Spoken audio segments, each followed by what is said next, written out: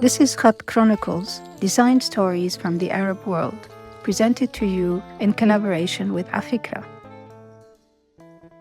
Hello everyone, this is Khatt Chronicles. My name is Roshanak Keyghobadi, and I have with me today Iranian designer Zeynab Izadyar. Zeynab was born in Iran and is the founder and sole designer behind Work, a one-woman design studio based in Brooklyn, New York. Their practice operates at the intersection of design, fashion, art, and culture. With formal training as a graphic designer and self-taught sewist, they create pieces that blend graphic design, photography, unorthodox embroidery drawings, and carefully sourced and dyed textiles. Fragmented poetry from collective memory is interwoven into these materials, transforming them into wearable narratives. Work pieces follow a cycle through a body of landscape into cultivation and making, continuing through commodification and product, and then returning to the body. The body takes it into performative form, blending back into landscape, again resulting in wearables that are stories meant to be carried and performed. Hi Zeynab, I'm so glad you're here.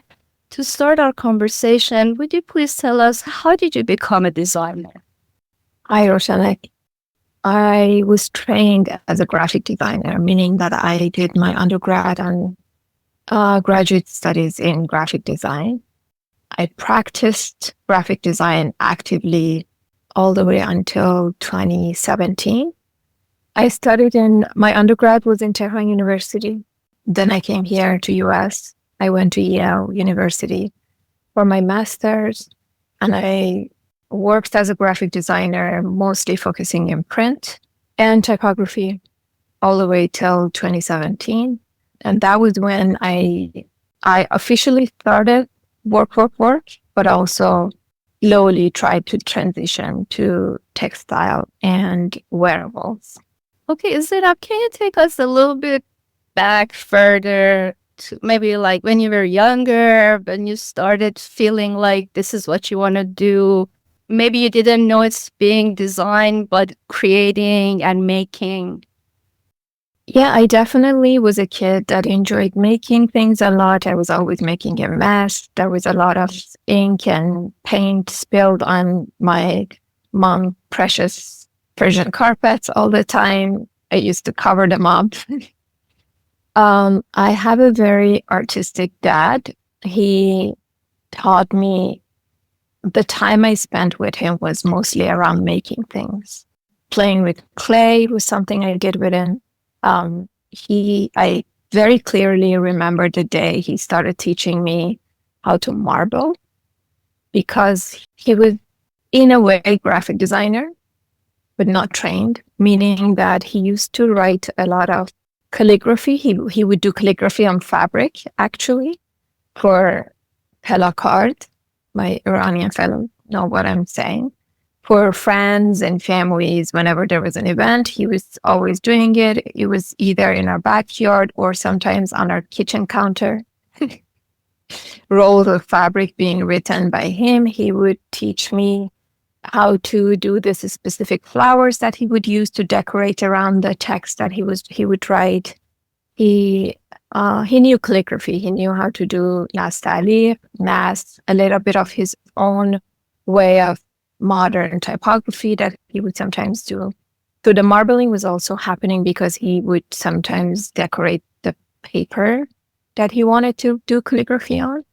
I remember I really enjoyed marbling.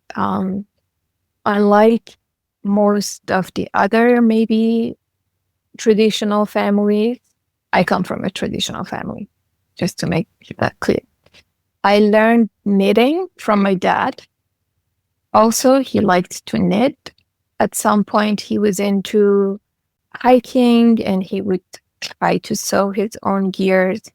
But definitely the sewing part I learned by just watching my mom. And she was not a professional sewist. She was just someone that could make clothing for us as kids, or all these small things that was needed.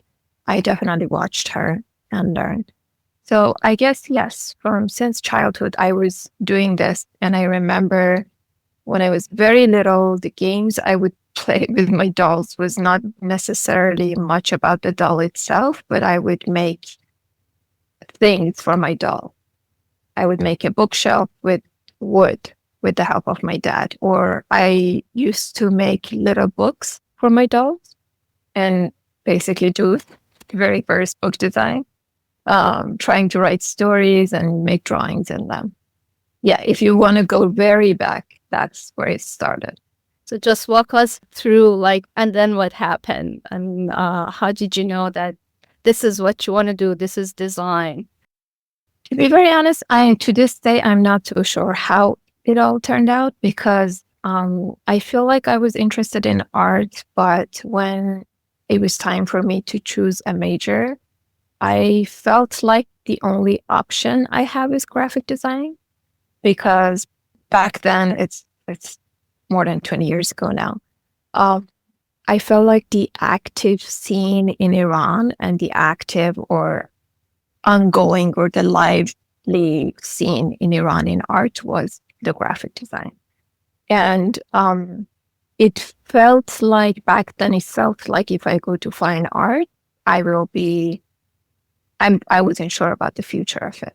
That's why I think I chose to study graphic design. I enjoyed it then, but there were always parts of it that was questionable for me. And I think I was always trying to find a way to make peace with graphic design. And maybe now I can say that I think I have found my own way, not a way, but I feel like there needed to be a change in what I chose initially. Okay, and can you tell us more about that? Like, what happened that you started looking into fiber and sewing and creating your pieces? So I was always almost trying to make my own clothing. And sometimes I would do for my friends too. But I never thought about it as something to pursue. It was like cooking. You're cooking and you're eating. So you make your clothing and you wear it, especially you're art student and you want to look a little different. So you can't find that object that you want to put on your body. So you make it. That was a skill that I was silently basically pursuing, or was just happening while I was studying graphic design. And I think when I came here, there was one trip that I went back home. And if I want to be very truthful, I think it was me being removed from that environment for a little bit and going back. Definitely, I was looking at everything with a fresh eye. And even with a little bit of a Western eye, probably, because I was being trained with the idea of a Western design. Spending a lot of time with family, visiting back home, I saw my mom collecting things, a lot of things, which was I think now I know it's a very Middle Eastern thing. Like, you don't throw away things. And even when you don't know what they're for, she was collecting, there was a drawer in her kitchen and that was all filled with rice bags that she just felt wasteful to throw away. And I asked her, I was like, what do you do with this? And she was like, I don't know. But they were folded, clean there. So I picked them up. They looked beautiful. It was like the most beautiful raw design. The decorative part of it was also very beautiful. There were the very specific one that I picked at first, I remember it had roses on it.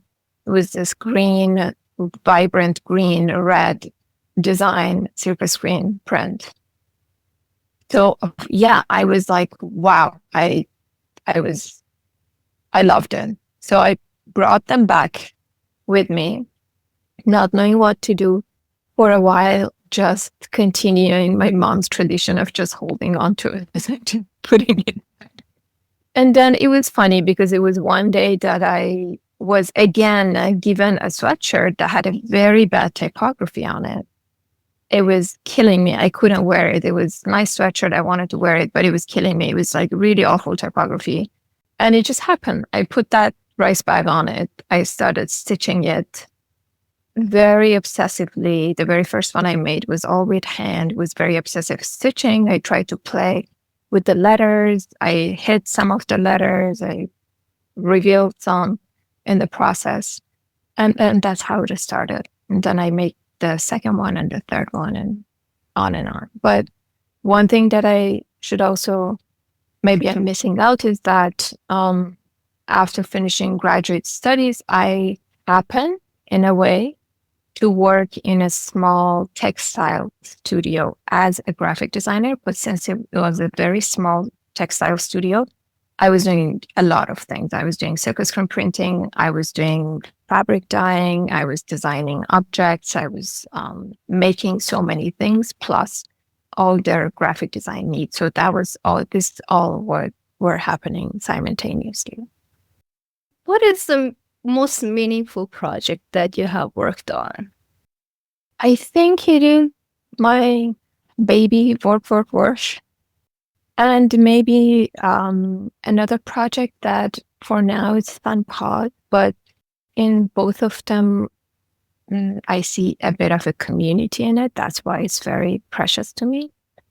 The other one was called Video Snack, that I used to co-curate video screenings with my friend here, Lauren Francesconi.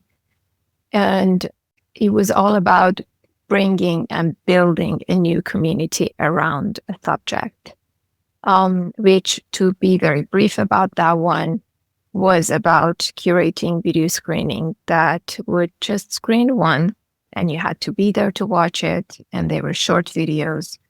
People had to physically come and sit and be next to each other and experience this thing that maybe we experience now alone in our alone time, just going through screens on our small screen. It was just a very collective experience of seeing each other's work and also experiencing this together. That was one of them, which pandemic happened, and we just never went back to revisit it because people didn't want to go in person anywhere. And work, I think, has been the most meaningful one.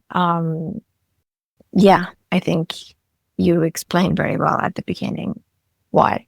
So can I say that those are the projects that you most enjoyed as well, or there's something else that you really enjoy doing? Yeah, those are the projects that I enjoyed the most, I think. So from all you have done, the textile and also going back to graphic design, what is a project you feel that got you the most recognition? Did any of them? I'm not sure.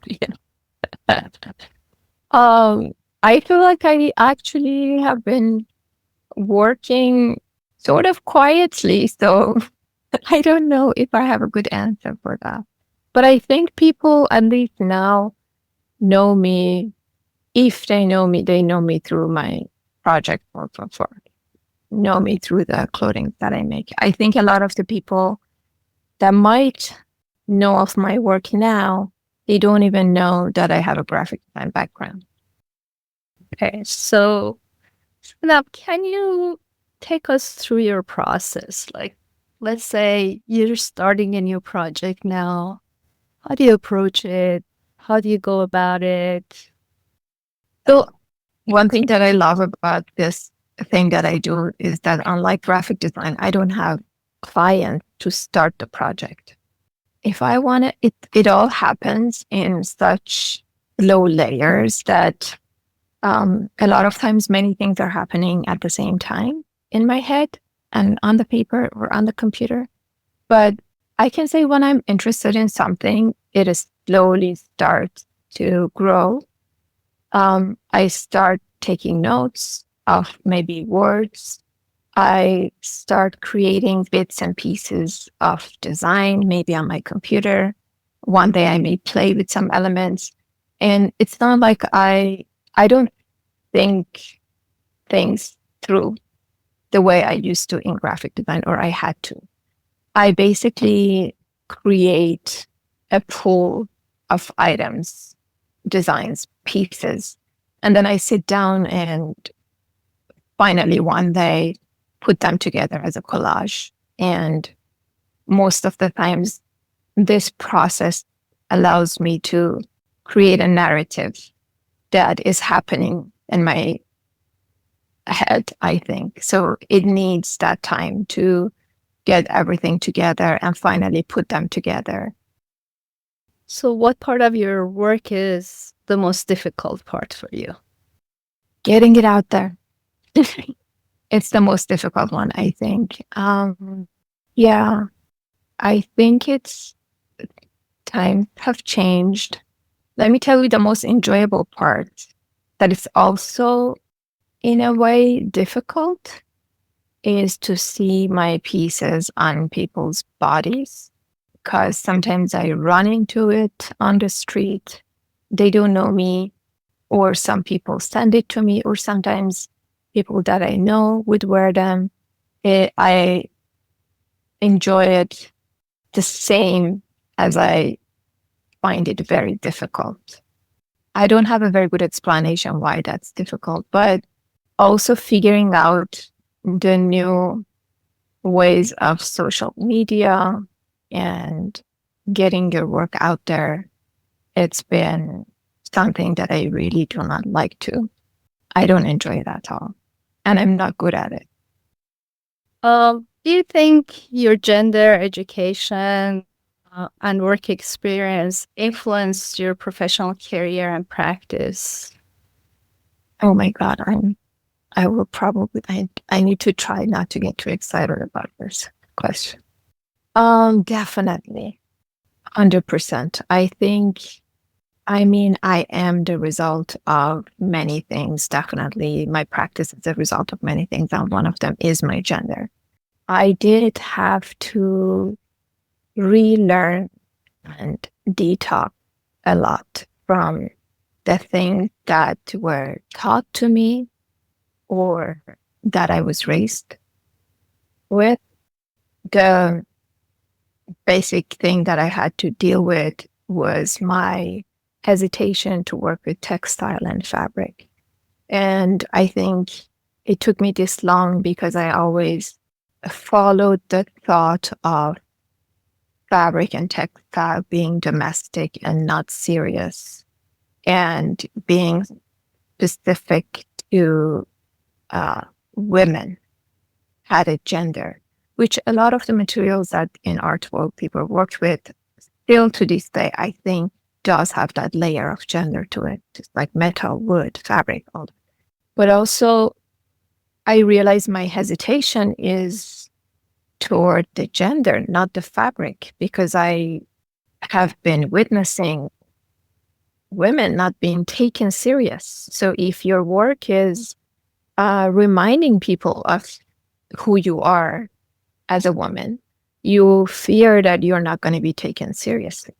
So I think that was a very eye-opening moment for me, realizing I don't care. I need to do what I feel the need to do.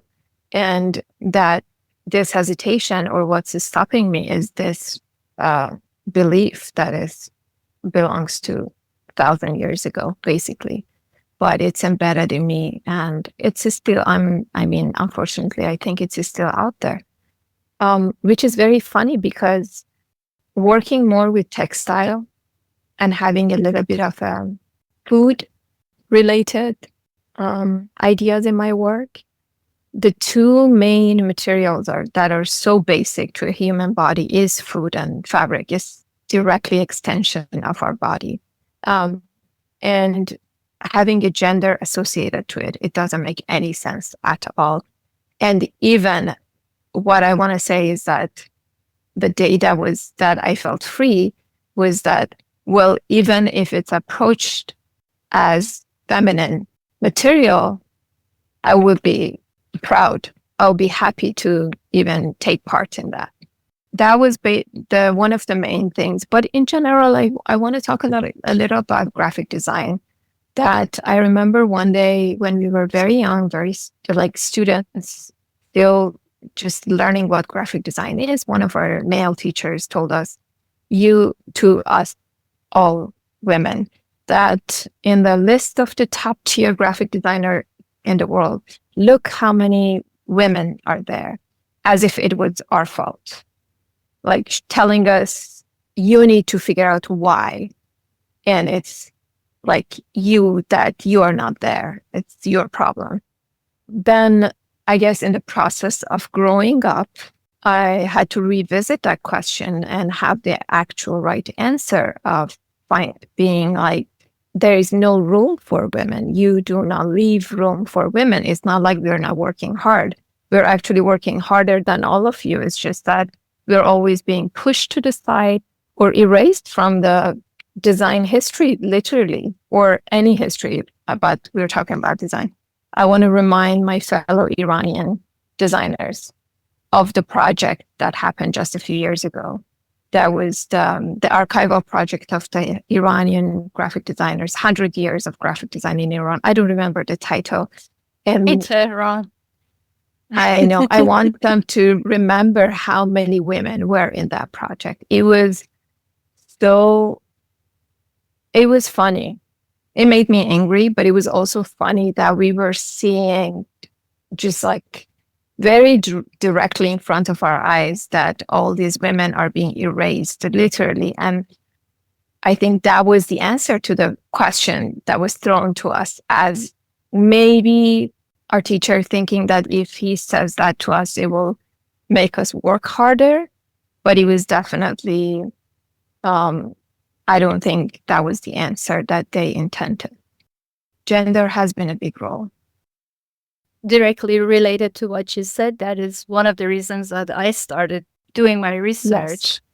And that was like a spark that created this question in my mind. And it's like, it can't be possibly just 6 women in the whole history of Iranian graphic design that were active. So I'm so glad that you mentioned that. And speaking about female designers, any female designers have inspired you or influenced you in your professional journey? There were many. I try not to name names because I think I have picked few, meaning like I am inspired by many women. They're not all designers. They're my aunt and my mom, my aunt, all my aunties, my friends, my community, also graphic designers and artists and filmmakers, and everybody are in there. Meaning I pick pieces of people and their lived experiences. But I have classmates from undergrad that they are still actively working and definitely not getting their recognition that they deserve. What do you do for fun, Zeynab? That's a really good question.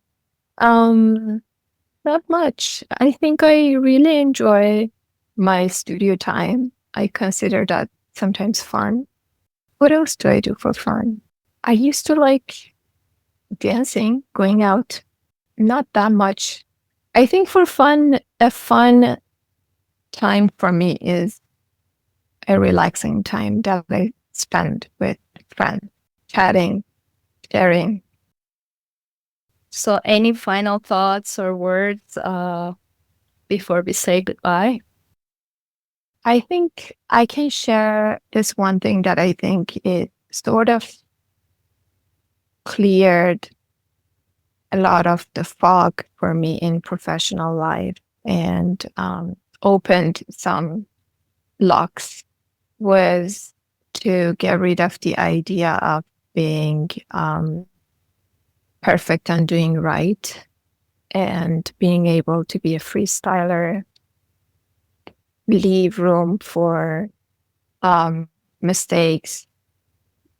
I think in the practice that I do right now, I make a lot of mistakes and I learn a lot from my mistakes, and I actually build and rebuild on my mistakes. They have become a tool to grow, literally, since I work with physical objects. I would say to leave some room for mistakes, because that's how you probably will find a new way of working, or even a new, direction in your life. Well, that is wonderful advice. So I'm going to say thank you to you. It was wonderful speaking to you, and I hope that we'll have more conversations in the future. Thank you. Thank you so much, and thank you for what you do. I know you do a lot of amazing archival work, which is so needed. Thank you, Zeynab. Bye. Thank you for listening. This was Khatt Chronicles, Design Stories from the Arab World.